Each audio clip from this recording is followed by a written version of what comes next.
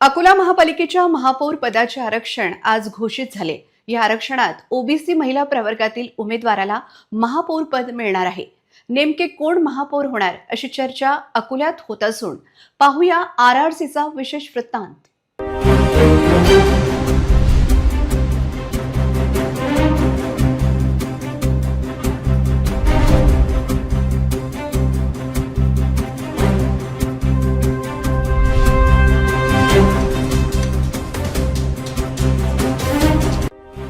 महापालिकेतील स्थायी समितीचे सभापती पद हे अकोला पूर्वमध्ये राहणार असल्याने महापौर पद हे अकोला पश्चिममध्ये देण्याचा कल भाजपाचा राहील।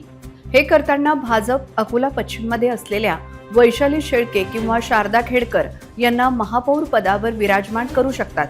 त्याचबरोबर इतरही भाजपच्या नगरसेविका या महापौर पदाच्या प्रमुख दावेदार आहेत। यात प्रामुख्याने रश्मी अवचार यांचे नाव अग्रक्रमावर असून त्यांच्यासह योगिता पावसाळे, सोनाली अंधारे, ॲडव्होकेट कल्पना गोटफोडे, प्राची काकड, निकिता देशमुख, शिल्पा बरोकार यांच्या नावाची प्रामुख्याने चर्चा रंगली आहे।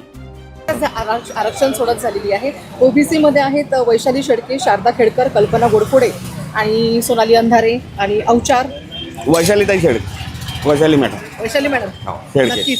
आम्ही 10 मधले प्रभाग मधले आहे म्हणून आमच्याकडे त्यांचा काही त्रास नाही आहे। शेळके मॅडमचा, विलास भाऊ शेळकेंचा पण काही त्रास नाही। अवचारचं नाव दिसते जर अवचारचं नाव दिसतं।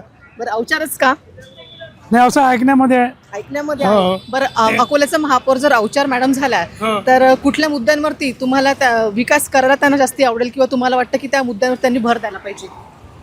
हो, विकासाच्या कामावर भर द्यायला पाहिजे। रश्मी अवचार यांच्या नावाची सध्या चर्चा सुरू आहे, काय वाटतं तुम्हाला? चांगलं नाव आहे, काम करणाऱ्या महिला आहेत, वार्ड नंबर 5च्या आहेत त्या। चांगला आहे, विकास होईल त्यांच्या काळात। हो, रश्मी अवचार ताई यांना माझ्याकडून शुभेच्छा आपल्या चॅनलच्या माध्यमातून। आणि महिला असल्यामुळे त्यांच्याकडे खूप मोठी जबाबदारी आहे। अकोल्यातील महिला सुरक्षित राहावा यासाठी शिवसेना उभाटा गटाने आमदार नितीन देशमुखांनी या ठिकाणी मोठा आव्हान निर्माण केला होता आणि कॅफेच्या माध्यमातून त्यांचे शोषण होतात आणि इतरही काही महिलांना जे त्रास होतात त्याबद्दल त्यांना या ठिकाणी महापौर पदापासून त्यांना मोठा आव्हान निर्माण झालेला आहे। ते निश्चितच अकोल्याकरांच्या या सर्व समस्यांकडे गांभीर्याने लक्ष देऊन महापौर पद सुनियोजित चालवणार अशी सुद्धा मी त्यांना शुभेच्छा देतो आणि चांगला काम करणार अशी अपेक्षा व्यक्त करतो। ज्यांच्याकडे संख्याबळ ज्यांना जोडवता येईल त्यांचाच महापौर होईल आणि होणाऱ्या महापौराला आपण शुभेच्छाच देऊ शकतो। आता निवडणुका संपलेल्या आहेत तर जे महापौर होतील ते रखडलेले जे कामं आहेत, ज्या अपेक्षा नागरिकांच्या आहेत त्या अपेक्षांवरती त्यांनी खऱ्या उतरावं आणि त्यांना जे कोणी महापौर होतील त्यांना शुभेच्छाच देऊ शकतो आम्ही। आपल्याला तर कोणी म्हणजे वाटत नाही तसं, परंतु जे चांगले सुशिक्षित आहे अशा लोकांना दिलं पाहिजे, म्हणजे ज्यांना सगळं चांगली माहिती आहे, ज्यांना चांगलं आपल्या अकोला शहरासाठी चांगलं ते करू शकतात, विकास करू शकतो, अशा लोकांना दिलं पाहिजे। तरी तुम्हाला कोण वाटतं की अकोल्यात महापौर कोण होईल? मला वाटते वैशाली शेळके ते बेस्ट ऑप्शन आहे बीजेपी जवळ। ऑप्शन का? नाही, 100% फक्त वैशाली शेळके। नहीं ऑप्शन नहीं, तटस्थ उम्मीदवार आए थे त्यांना। आज हमारी इच्छा है कि उनको बनने को ना करें, बिल्कुल। और अच्छे बहुत दिन से विलास भाऊ शेळके का भी काम देखे हमने नगर पालिका में, बहुत अच्छा काम है उनका। और उनमें एक वो तटस्थ नेता है जो सबको लेके चलते, कोई भी व्यक्ति रहा उनके पास में तो उनकी तरफ से पॉजिटिव रिजल्ट है। तो ऐसा हमारा सोचना है कि वैशाली ताई शेळके को डबल से उनको प्रभार मिलने को। सबसे पहले लड़कियों के का मुद्दा है, जो उनकी जो सुरक्षा है वो अपने अकोले में बहुत ज़्यादा हो गई। हाँ, और बस रेलवे जो अपने यहाँ बस चलती है ना, उसके लिए भी थोड़ा ऑटो वालों का भी थोड़ा सा ज़्यादा वो हो गया है, क्या बोलते हैं उसको, मनमानी हो गई है। तो बस का एक ऑप्शन अच्छा है, सिटी बस हर सिटी में है, तो अपने अकोले में भी सिटी बस की व्यवस्था होने को ना। महापालिकेत अनुभवी असलेल्या महिलेस हे पद दिले जाईल। ओबीसी महिला प्रवर्गातून निवडून आलेल्या महिलेला महापौर केले जाईल। अकोला महापालिकेत भाजपचा महापौर होणार असून नेमके कोणाला महापौर पदाची संधी पक्ष देते असा प्रश्न आता उपस्थित होत आहे। एकाच घरात वारंवार पदे दिले जातील काय असाही प्रश्न या निमित्त विचारला जात आहे। गेल्या काही वर्षात ज्यांना वारंवार पदे दिले गेले त्यांना तर पद दिले जाणार नाही ना असा प्रश्न उपस्थित केला जात आहे। आतापर्यंत 5 महिला महापौर भाजपने दिल्या आहेत. आता पुन्हा ओबीसी प्रवर्गातील महिलेला महापौर पदाची संधी मिळणार आहे.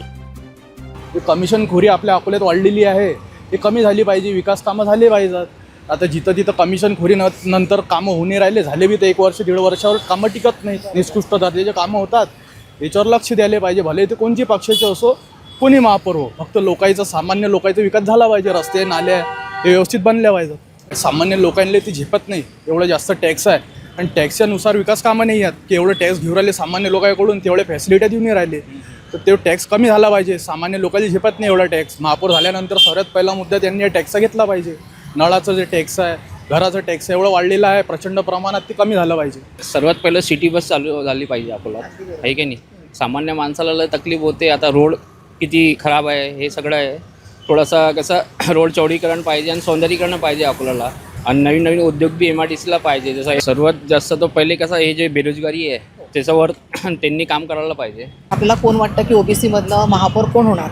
मी कल्पना गोडखोडे यांचं ऐकलेलं आहे, ते ॲडव्होकेट आहे बहुतेक. तर मला वाटते की त्यांनी महापौर व्हायला हवं. कल्पना गोडखोडेंना मी त्यांचं कामाचा पूर्ण परिचय पाहिलेला आहे, तर मला असं वाटत आहे की कल्पना गोडखोडे मॅडमनी व्हावं. मला वाटते मॅडम रस्ते थोडे खराब झालेले आहेत, त्यांनी रस्त्यांवर थोडं लक्ष द्यायला पाहिजे. जे बाकी जे स्वच्छता आहे ते तर व्यवस्थितच सुरू आहे. आजकाल जे गाड्या आहे, घंटा गाड्या, ते घरी घरी येतात. तर बाकी रस्ते वगैरे थोडं, आणि पाण्याचा एक मोठी समस्या आहे की 4-5 दिवसानंतर नळ येतो, तर त्याला 1-2 दिवसाआड असं करायला पाहिजे.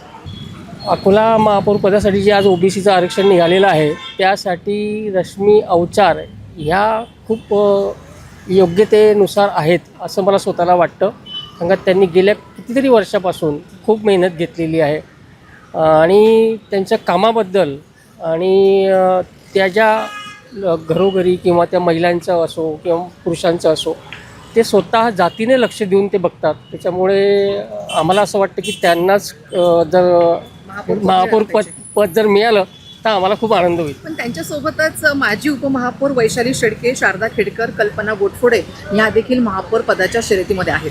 हो, त्या देखील चांगल्या आहेत, असा इथले भाग नाही आहे की त्या वाईट आहेत म्हणून. त्यांचं पण योग्यतेनुसार जो काही हे आहे, पण जो माझा ओपिनियन आहे स्वतःचा, तर मला असं वाटतं की रश्मी अवचार याच व्हायला पाहिजे असं मी हे समजतो.